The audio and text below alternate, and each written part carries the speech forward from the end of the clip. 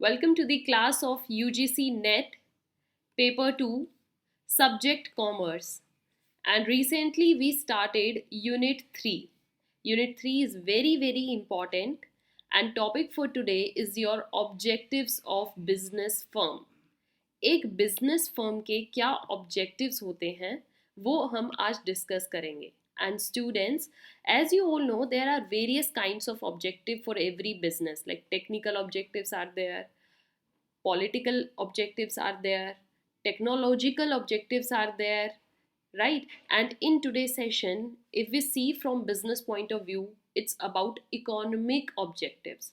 आज हम डिस्कस करेंगे कि इकोनॉमिक ऑब्जेक्टिव्स क्या होते हैं.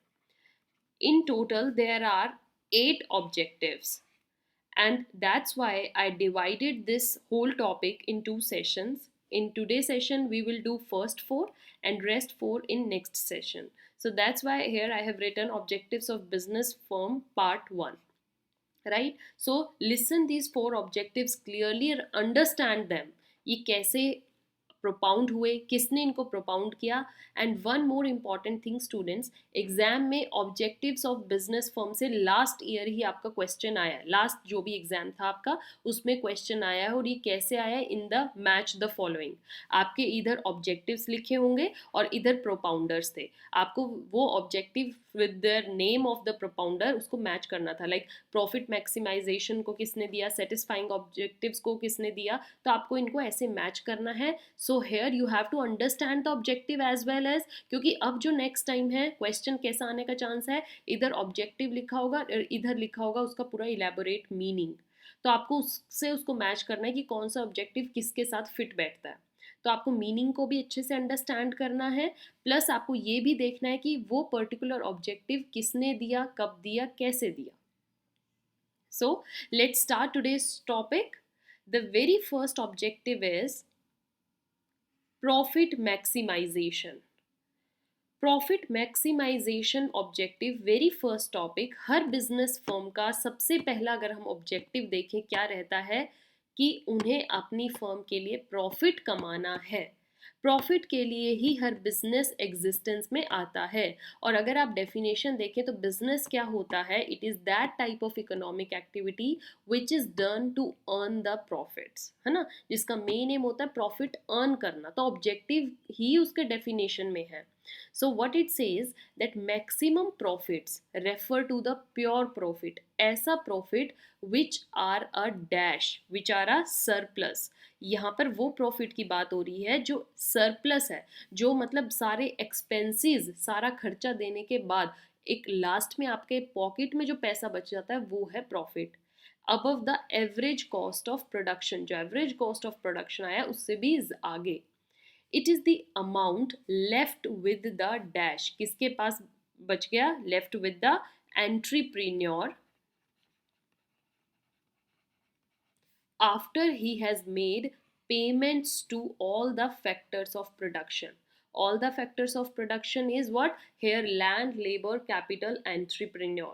Means सबका जो इतना भी चार्जेस थे, जैसे कि शेयर होल्डर्स को उनके पैसा दे देना, लैंड के ऊपर जितना भी बिल्डिंग, लैंड के एसेट्स के जितने भी खर्चे हैं, किराया है, इंटरेस्ट है, वो सब पे कर देना, लेबर्स की वेजेस पे कर देना, एम्प्लॉयज़ की सैलरी दे देना, सप्लायर्स को उनका पैसा वापस कर देना, पेमेंट कर देना.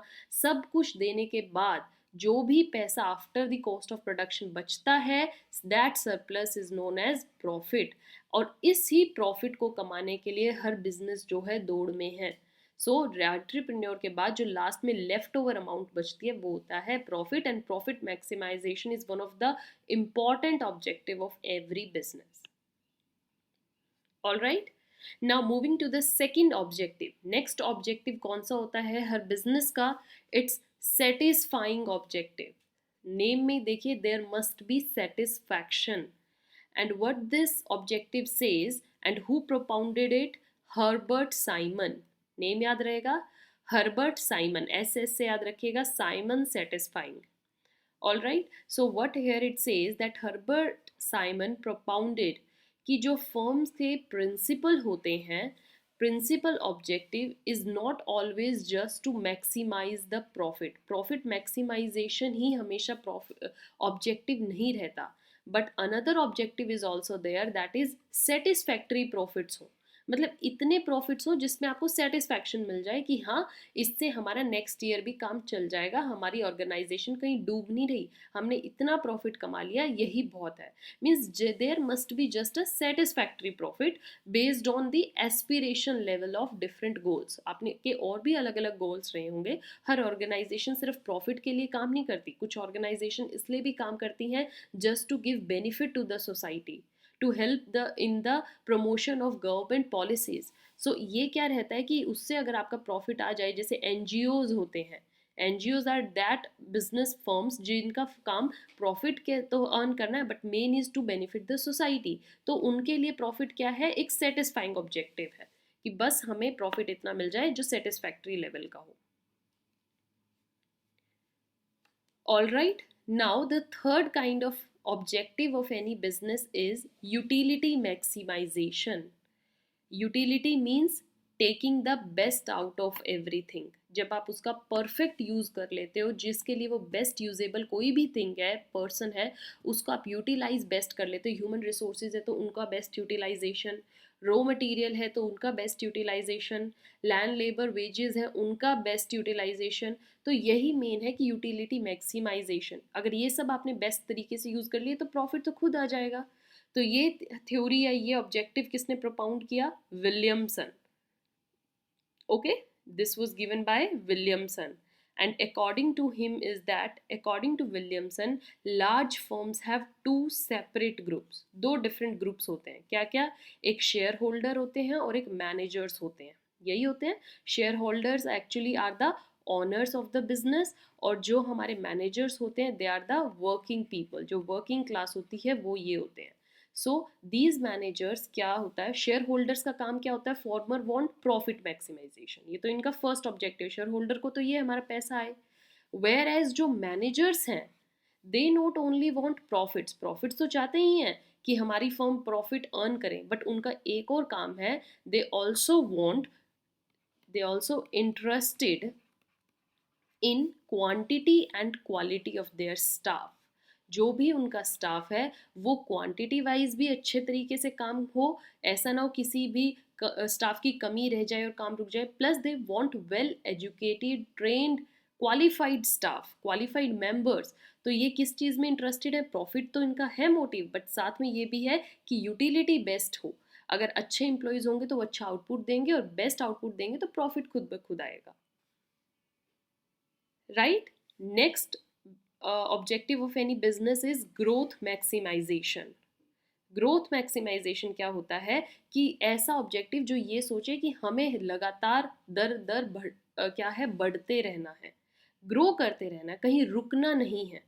राइट, सपोज कीजिए एक बिजनेस है, उसका एकदम से ग्रोथ रेट इतना ज़्यादा आ जाता है, प्रॉफिट इतना कमा लिया, लेकिन नेक्स्ट ईयर ही वो बिल्कुल डाउन में, और कई बार तो नेगेटिव, मतलब negative means they go into loss. तो ये सिचुएशन भी बहुत बुरी होती है। अगर आपकी ये सिचुएशन है कि आप एक कांस्टेंट रेट से बढ़ रहे हो, ग्रोथ हो रही है, that is more perfect than this one. Okay, so growth maximization क्या कहता है, and who gave this objective, Robin Marris. According to Robin Maris, big firms are managed by whom? By managers and shareholders. Right? Manager से भी एक firm को manage करते हैं, और शेयर होल्डर कौन होते हैं, are the owners who decide the management, जो ये डिसाइड करते हैं कि कौन मैनेजर्स होंगे, मैनेजमेंट किसके हाथ में होगी। And to establish a link between whom, between a growth and share price, Marris ने क्या डेवलप किया, Marris develop a balanced growth model. एक बैलेंस्ड ग्रोथ मॉडल उन्होंने डेवलप किया जिससे मैनेजर्स भी सेटिस्फाई रहे और शेयर होल्डर्स भी सेटिस्फाई रहे, where both managers as well as owners try to achieve a balanced growth, कि दोनों अगर मिलकर काम करेंगे तो एक बैलेंस्ड ग्रोथ रहेगी और दोनों ही इसमें इंजॉय करेंगे।